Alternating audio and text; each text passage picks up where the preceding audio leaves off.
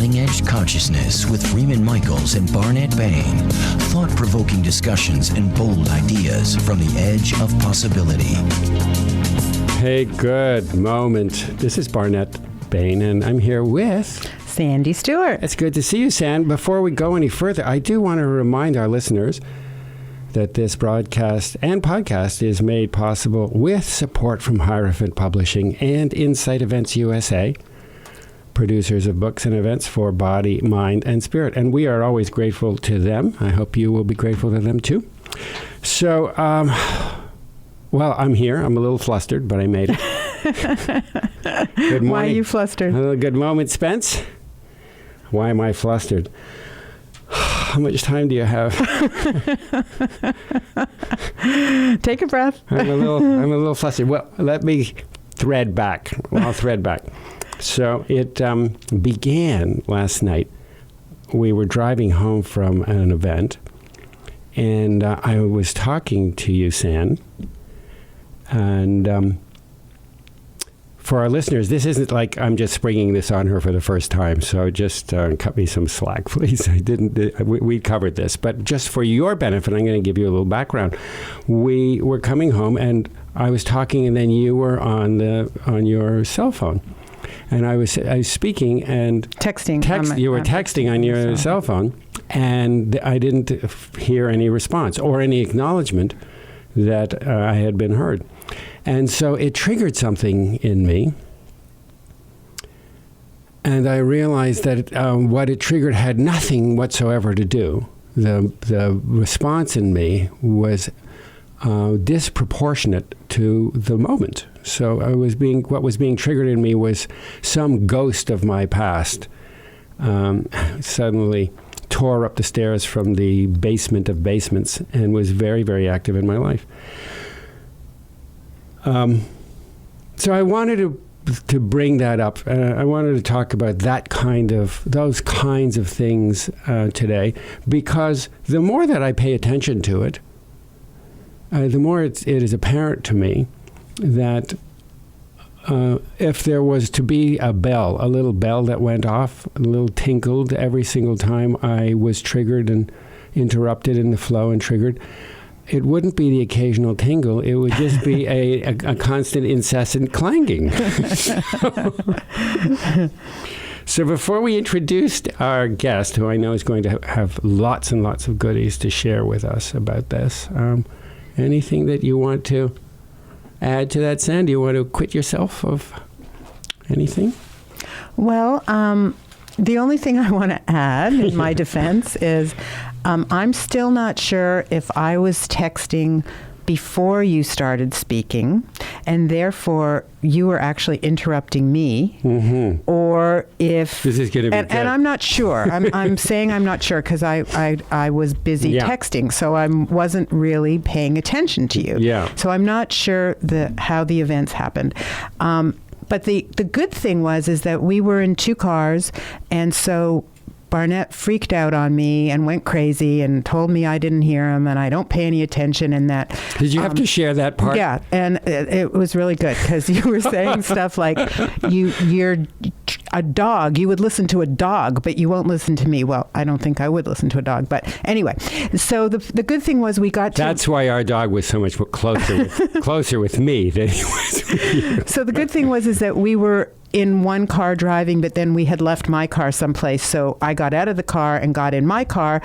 I didn't really say anything. I was angry at him. He was angry at me, and we just quietly... So we had 10 minutes to drive alone. And a lot of things went through my mind driving alone. And by the time I got home, I was able to acknowledge that you had some real feelings, regardless of who was wrong or bad or who did something wrong. And we were able to come back together. But I know that our guest is going to have a way more information on that whole event than I do. So I think it's time to introduce our guest. What a relief. So thank goodness that we have our friend Beth Bardovi with us. Beth is a certified integrative body psychotherapist, and she also teaches IBP internationally. What's more, she's the director of IBP Central Institute in LA. and last year opened a training institute in Italy. She has a parenting book and a children's book coming out next spring. No doubt she'll be back here at that time to talk about it. And we really thank you for being here with us this morning. We couldn't get Judge Judy to adjudicate. Well, good morning. It's a pleasure to be here with both of you. Hi, Beth. Hi, Sandy. So it's good to bring out all of your laundry while people are driving to and from work. That's what they really want to know, is what is going on in our lives. But this is going on in our lives. And it's going on in other people's lives, so I'm sure some people are going to be able to relate. It's not just all about us. It is. It's very common, isn't it? Well, it's certainly common wherever I am. But you said it so eloquently, Barnett, about ghosts from your past coming up. Because I think that's what happens when we can step back and say we've had an overreaction. I think it triggers old emotional injuries that are familiar or similar or the same as our injuries from our childhood in our original families. Yes, if I think back to my family and my very early years, the reality is not a lot comes up in the way of memory. Mostly what comes up is, it's okay, it was fine. But what I'm aware of is there's a lot of body sensation that comes up. And for the most part of my life, what came up was simply a numbness in my body, just this feeling of a dull numbness, no sense of any kind of emotional response at all. Mm-hmm. But how is that familiar then? That would be an interesting question or a piece to look at, is how is that numbing in your body familiar from how you had to protect yourself? Yes. Would you say a little bit more about how that gets put together? How that response is put together, how the mechanics of how we learn so early these adaptive, we make these decisions and we forge these adaptive behaviors in order to deal with challenges that we have, and they become patterned. They become, and they're just so subtle. They're just so automatic. They are automatic, and because we have bodies, and our experiences and emotions get held in our bodies. I think the easiest way to talk about it is if you think about fear. When somebody gets scared, it's pretty much a universal response, right? You take a big breath in and you kind of hold in your chest. Yeah, and that adrenaline rush. And which fires the sympathetic nervous system gets fired up, and that causes the adrenaline rush. And that then becomes, because it's such a universal response to fear, it's a good archetype to look at it from, where that holding then starts in one's chest, mm-hmm. from fear, right? Mm-hmm. And as you said, the sympathetic nervous system kicks in, which causes our parasympathetic nervous system and all the brain functions associated with that to go offline.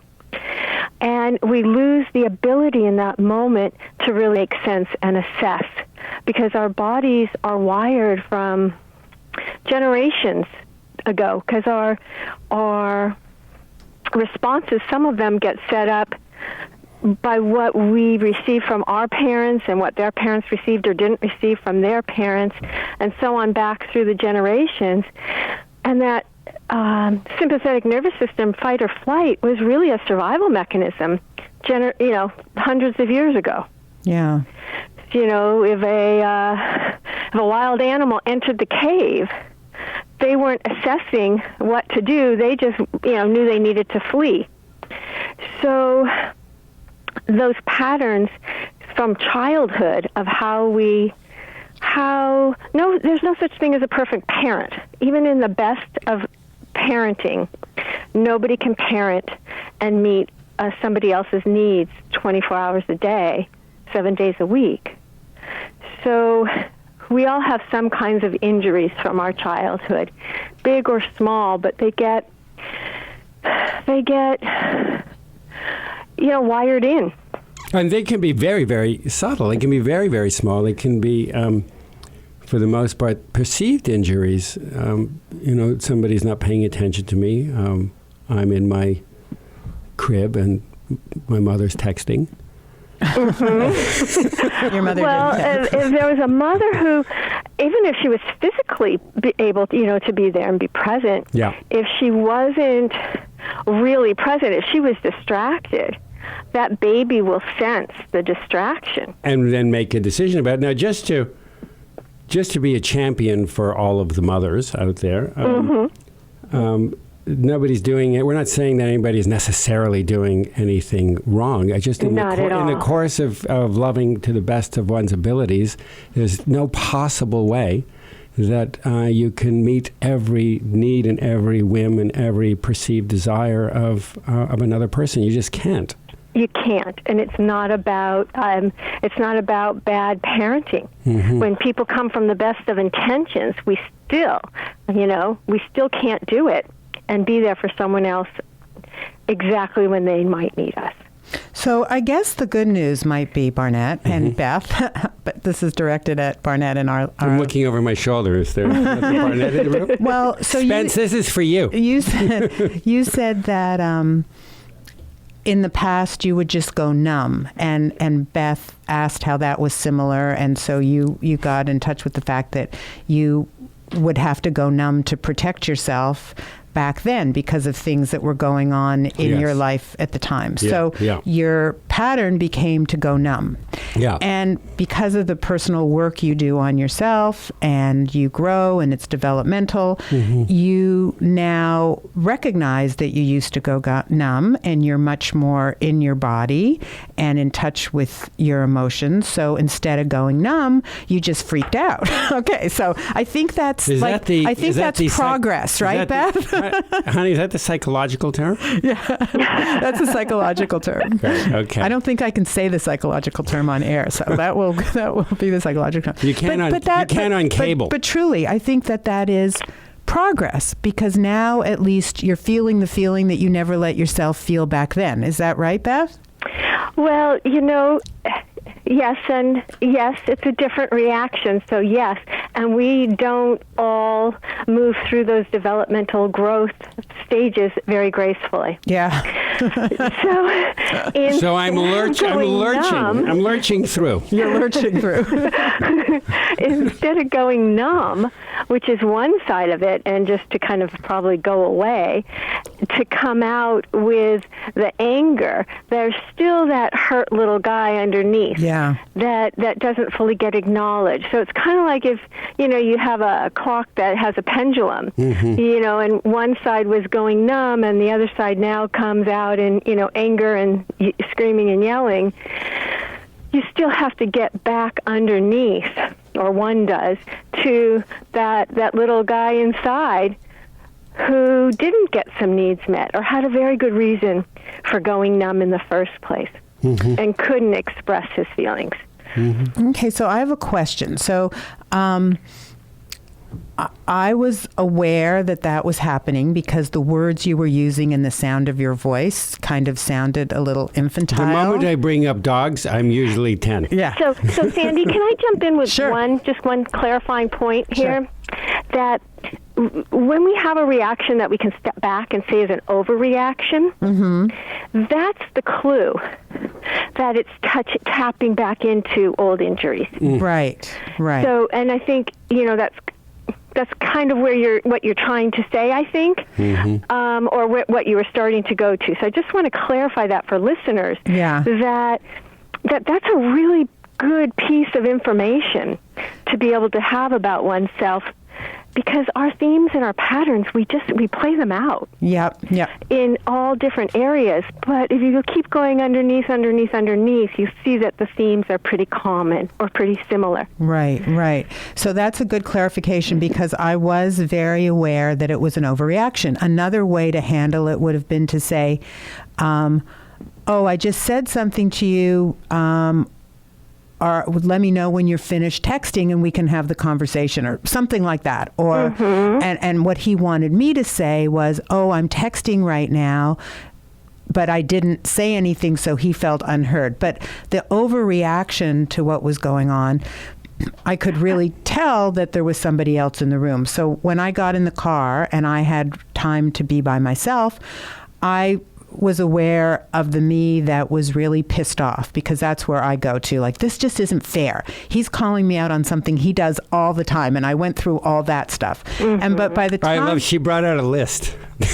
But by the time I got home, it was my own personal list. But by the time I got home, I had calmed down. I actually took some breaths in the car while I was driving, and I realized that it really had nothing to do with me. This was all about him.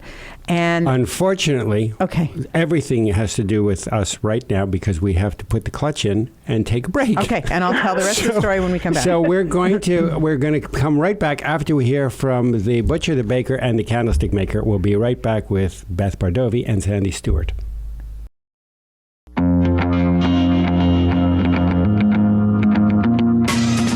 Welcome back to Cutting Edge Consciousness, thought-provoking discussions and bold ideas from the edge of possibility.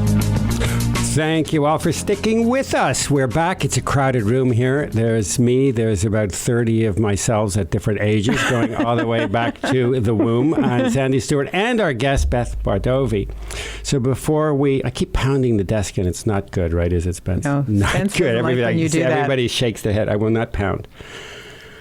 So before we broke, you had a thought. I want you to finish that thought, Sam. So I was saying in that, the car. Yes, I'm now in my own car driving home, going through all my whole litany of why this isn't fair and why you're wrong and all that.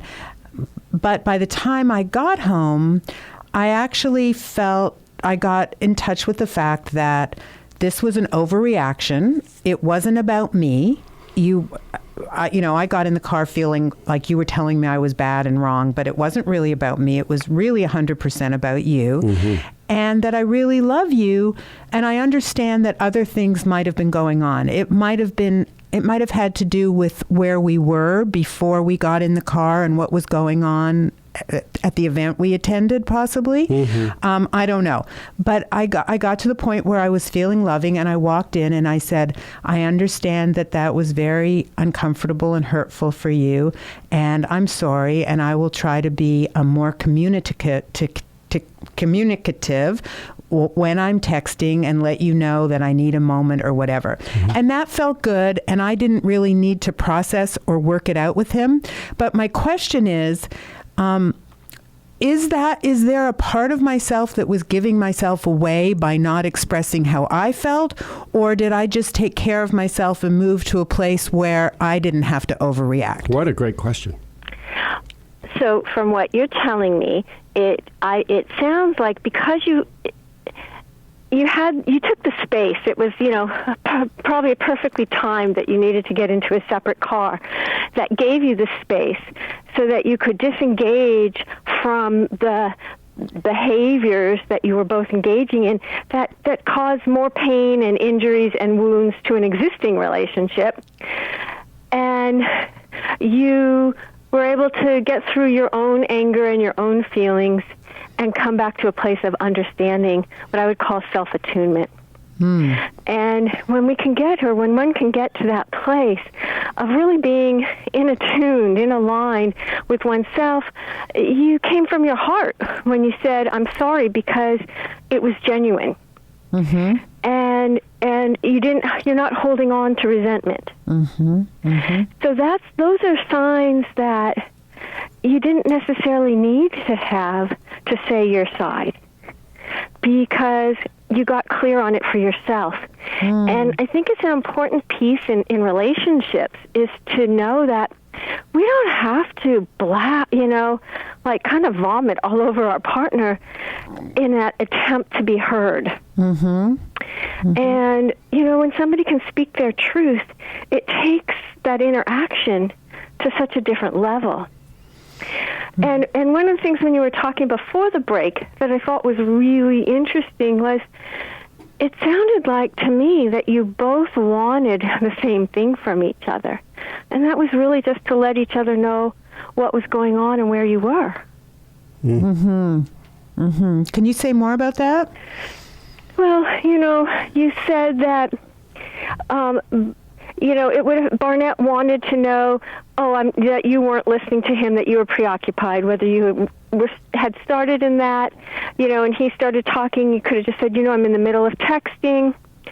I'll be with you in a minute because I really want to hear what you have to say. Right. Oh, that feels good. See? So he feels like you heard him and you understand he wants to talk to you about something. Mm-hmm. And you still get to take the time and space that you need to finish whatever it is you were doing. Because, at the end of it, the bottom line, we all want to feel understood. We all want to feel heard and seen and feel like our partner thinks we're important enough to pay attention to. So this is so interesting. Just to be clear, although in the moment when those ghosts are triggered, I am aware that I want to lash out, and it's I can feel like this whole other part of me. It's like Sybil. Like rage? Like rage? Well, whatever is up in the moment. I can feel this other part that wants to, like throw down my cereal dish or something, in the high chair. Mm-hmm. I can feel that. I actually feel it, but it's. So how do you experience that you're talking about some really great vivid imageries, right, of throwing down your cereal dish in the high chair, but how in your body, like what are your body clues? Because I think to be able to recognize one's body clues, there's a rising discomfort where I'm just uncomfortable in my own skin, and it's like a spark plug that pulls in a charge and it has to discharge. It's just too much to handle. Now the truth is, it's not too much to handle anymore. Now, Barnett, Mm-hmm. but that little 2-year-old in the high chair, or whatever age you were in the high chair, it was too much for him back then. Yes. And that's where those old holding patterns come in, because then the amygdala kicks in, fire, danger, danger, danger. And so a way to create space and to push Sandy away is to get mad at her, is to yell at her. So you're saying that these patterns, nothing is ever lost.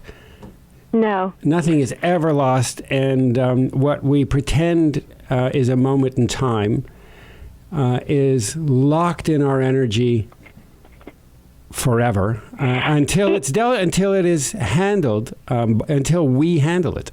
It is, and I don't want to have it sound so hopeless, because I thought it was hopeful. Because our brains are very have plasticity. And do you and Sandy take the same speaking classes together? That's a tough word for me too. Yeah. That's funny. It is a tough word to get out. Yeah. And so what's important, and why I said to you, can you recognize in your body? Because if one can't recognize it in their body, we're just going to go into whatever our old familiar ways of interacting are. Mm-hmm. Because in that moment, you were trying to get some space because you were hurt. Mm-hmm. So you were doing behavior that would push Sandy away. Mm-hmm. And you know exactly how to push her buttons, and she knows how to push yours, because every couple knows how to do that. Mm-hmm. And so if you can recognize, I'm getting that feeling in my body, I must be fragmented. The mind moves so much faster than the heart. Yes. So my heart moves at a really pleasant, my heart, it sort of moves through the garden. It stops to smell every flower. My mind races along. So by the time my heart has caught up to that moment, it's, I've already thrown egg all over the walls, and I've already... Yes, but see, the good news is you can do the repair, and it's in the repair that we create new grooves in our brain.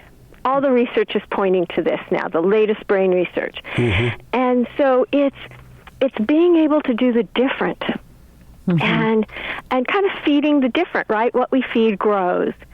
So in even if it's an hour later or 2 days later, you come back and say, when we were in the car and I started, screaming and yelling because you weren't listening to, I didn't feel heard by you and you were texting. Mm-hmm. And I realized that my energy had nothing to do with the moment. I get you were in the middle of something. I can handle that. But when I was little, I didn't get that. It just brought up those old feelings. So I know I had an overreaction, and I'm really sorry that I took my overreaction out on you. Mm-hmm. That then starts... God, the three of us could have such a mature relationship. Can't we? But it's always easier to look back on something to learn from than when we're in the moment and everything's firing and it feels like such a big crisis. And, but the moment really isn't the crisis. It's the past. I mean, there are some things that are crisis in life, so I'm not referring to that. Mm-hmm. But driving in a car with your wife really isn't the crisis. No, that's true. There's another piece that I want to quickly share. So I was reading this very beautiful book, the name of which I can't remember because I can't remember anything these days. The Theory of Love? The Theory of Love. So fabulous, so fabulous.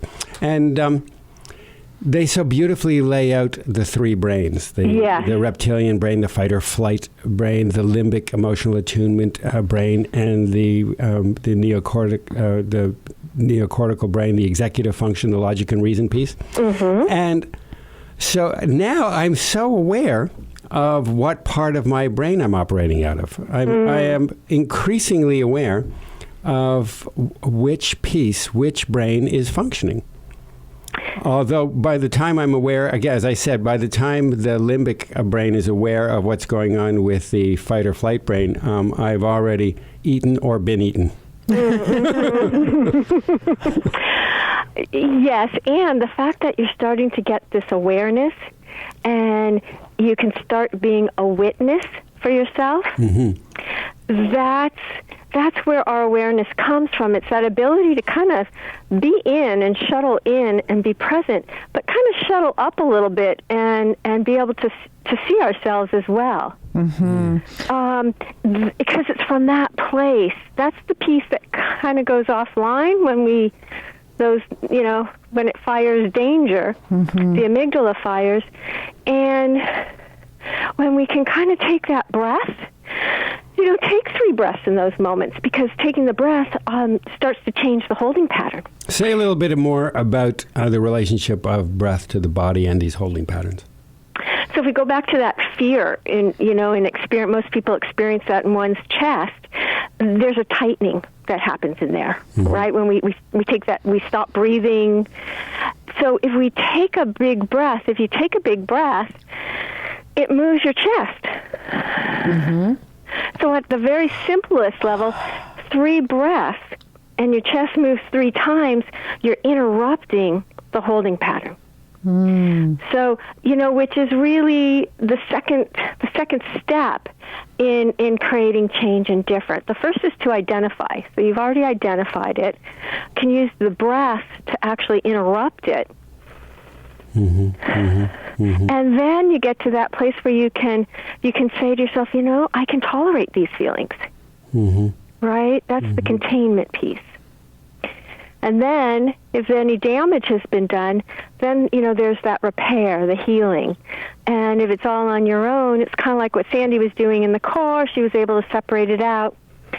But to really be able to find that way of self-attunement, and maybe it's having a conversation with that little boy or that little girl inside. This really isn't about me. Taking it from Sandy's perspective for a moment. And how is this familiar for me that then I had a reaction to his reaction? How is that familiar in my early life? Yeah, that's exactly what happened. I got feeling like this isn't fair, and I feel bad, and he's wrong, and I did really recognize that, oh, this is how I used to feel when my dad would yell at me. And so it felt like I was being yelled at by Barnett, which is unusual. And but it wasn't unusual to get yelled at by my dad. So it felt like when I got yelled at, and then it threw me back to being angry and young and scared and all that. But through the drive, I kind of got back to the here and now by taking some breaths. And I realized he's not my dad, and he's reasonable, and he must have really been hurt in order to have that reaction. Say more good things. but I think, but It feels good, doesn't it, Barnett? It's so good. I'm liking it. Yeah. But I think at something you said earlier in the conversation when you asked Barnett, well, how did it feel in your body? That's such an important question because, like you said, Barnett, your executive function is going a mile a minute justifying why I'm wrong and you're right. And if you stay there, you're stuck there. But if you actually can change the focus from that tape loop to the body and focus in and go, oh, change the focus. Okay, my breath is, my chest is tight, my shoulders are up, my back is really tight, my fists are, I feel like I want to punch somebody. Well, now you're coming into the present. And then you start asking, you let your executive function answer those questions. What does this feel like? What does it remind me of? Is it really applicable to just what happened? Would that be correct, Beth? Absolutely. And notice how in this moment, when you're not in the middle of it last night, look how much you can say and he can hear. Yeah. I'm on the radio, Beth. No, it's true of everybody. Yeah. When we're in it and we're fragmented, we'll go to defense mechanisms, that you can't tell me what to do, or, you know what, I have a fixed idea about this, and I know I'm right and you're wrong. And that's why you can't. People who are in a relationship, it's really impossible to work these fragmentations through together. Each person has to get their own one-person theme, and then you can come back and have this kind of discussion. We're going to have to come back for more of this discussion. We're going to have to step away. We're going to hear from our sponsors. We're going to come back because now we're all excited. In a good way. In a good way. We'll be right back.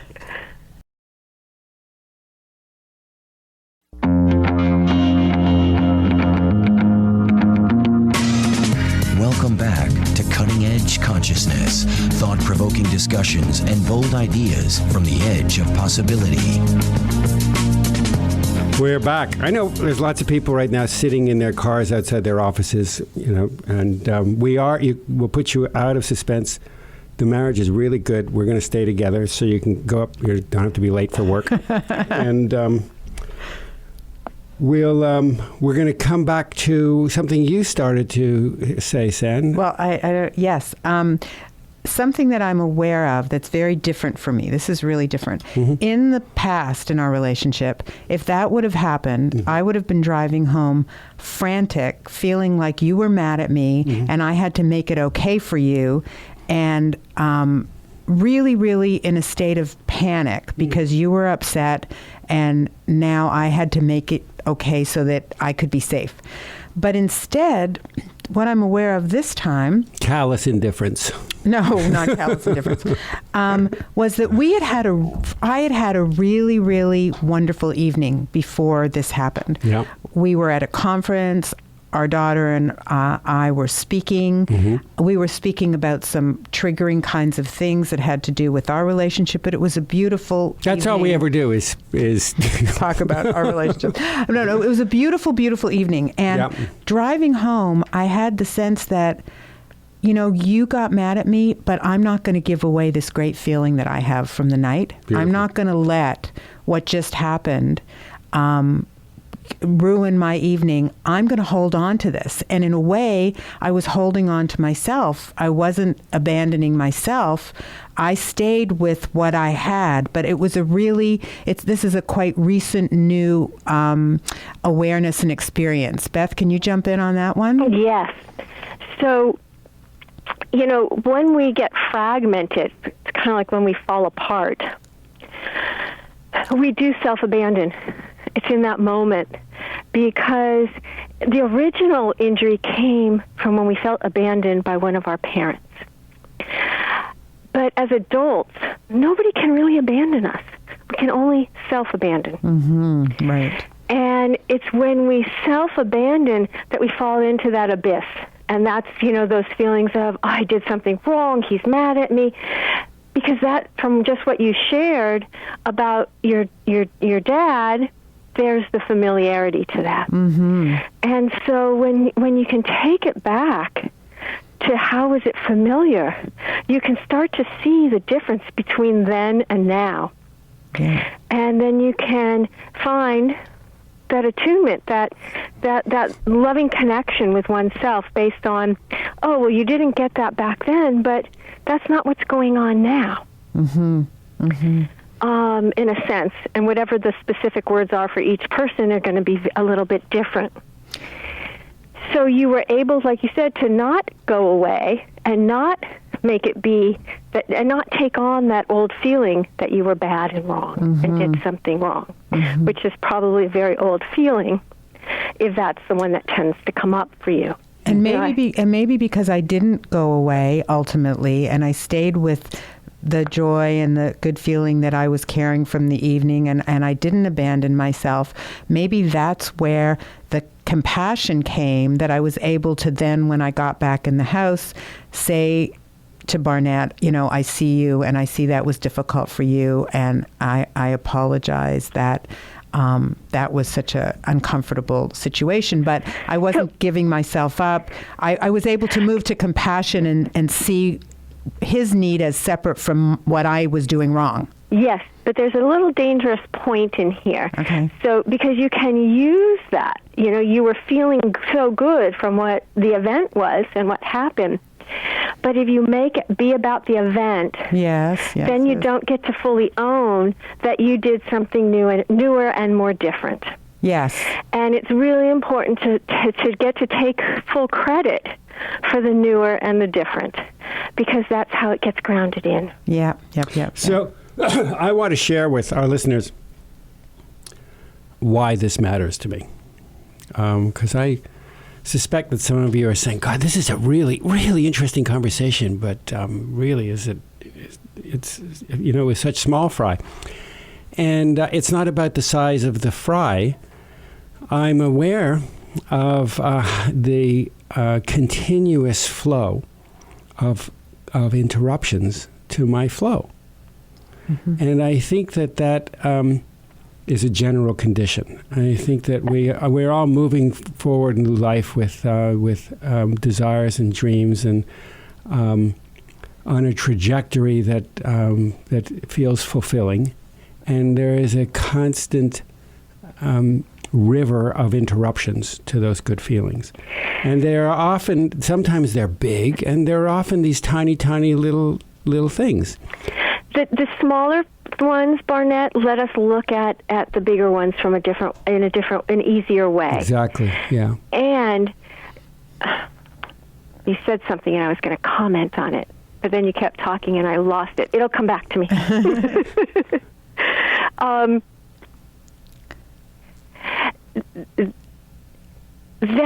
That when we can get to and see and recognize our interruptions. So if you really want to take it back, and we use this example, had you been able to catch yourself, you could have said to Sandy, it's really bothering me that you're texting right now, because I really want to talk to you about this, and it's really important. So you have the opportunity or the option to take, because it's all about how we take care of ourselves in the moment. Yes, there's all kinds of freedoms that are released when this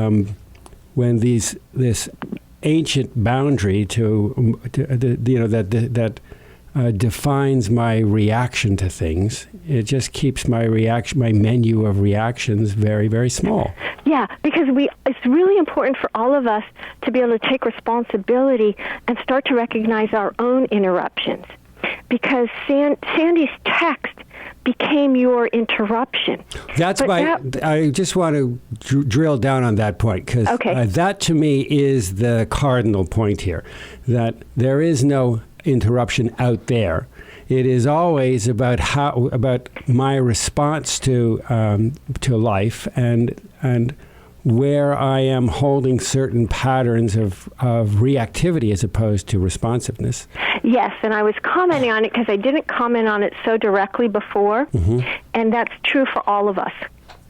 At this point, we really are, because all we have that we can be in charge of is how we respond to what's coming at us. And I think that's a really, really important piece, that's what we get to be in charge of, how we respond to what's coming at us.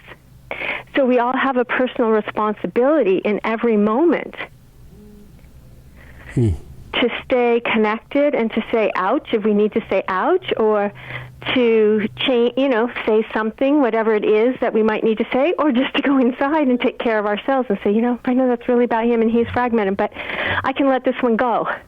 This one's not a deal breaker. I could take those 3 breaths, come back to me, and carry on. I'm taking a breath. I'm taking a breath. I mean, just the act, just this breathing.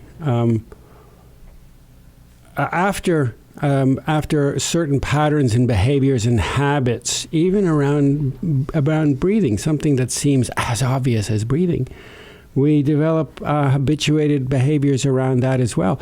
And it's not always so simple to ask to remind somebody to breathe. Not everybody, believe it or not, has a capacity to breathe. Some of us can only breathe in the most with the most shallow breaths to the very top of the top of our chest, and some of us use that as ways to defend against showing up more fully in the present. Have you ever thought about that, San? Well, go ahead, Beth.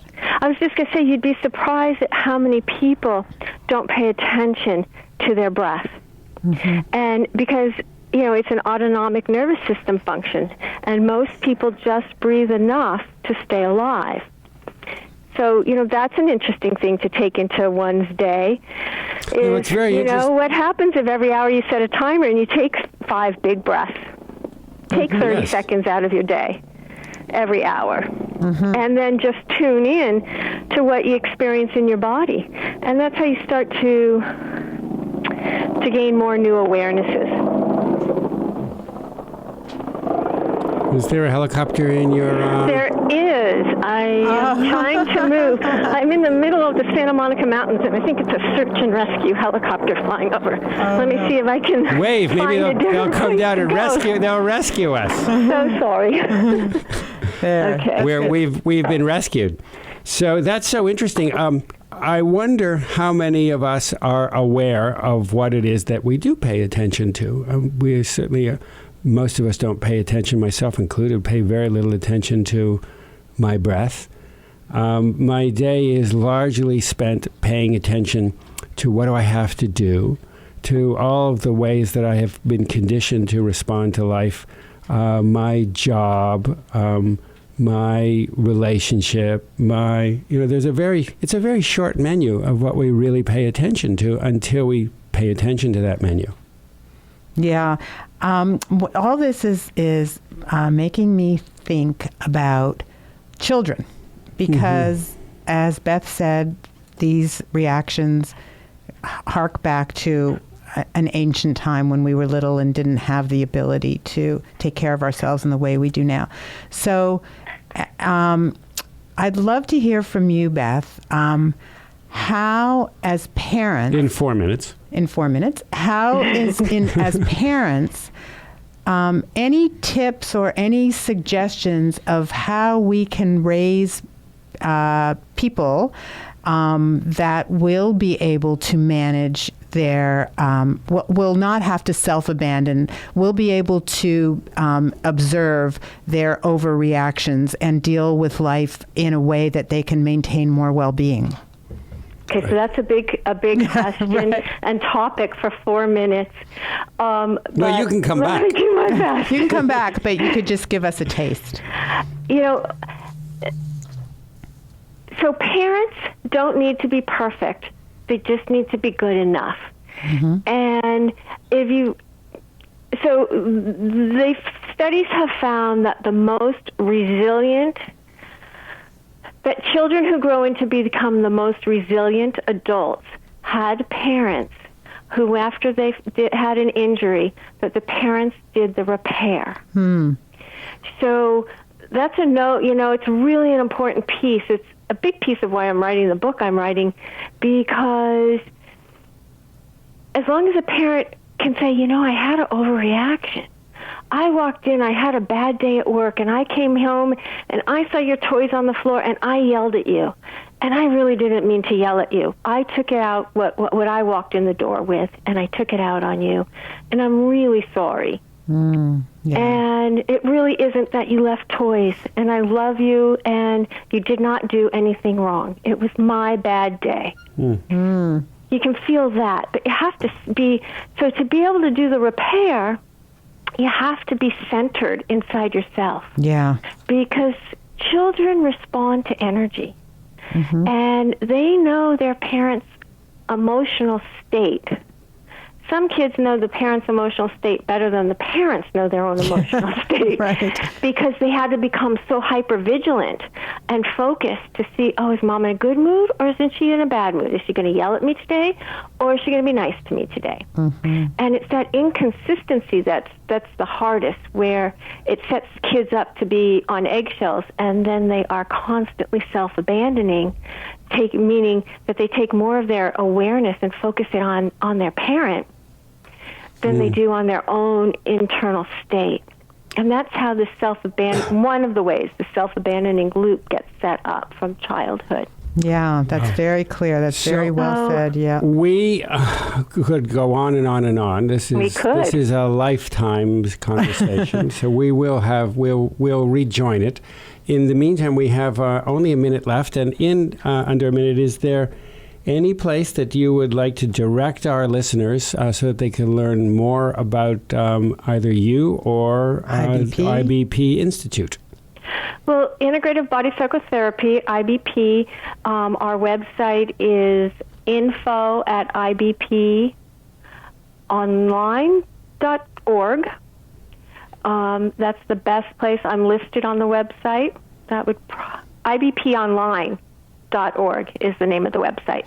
And IBP Online. IBP Online. And I remind you that you will be able to find this also on the Cutting Edge Consciousness website, though that won't be tomorrow or the next day because we are less than diligent about keeping it current. But it will be there eventually, so be persistent.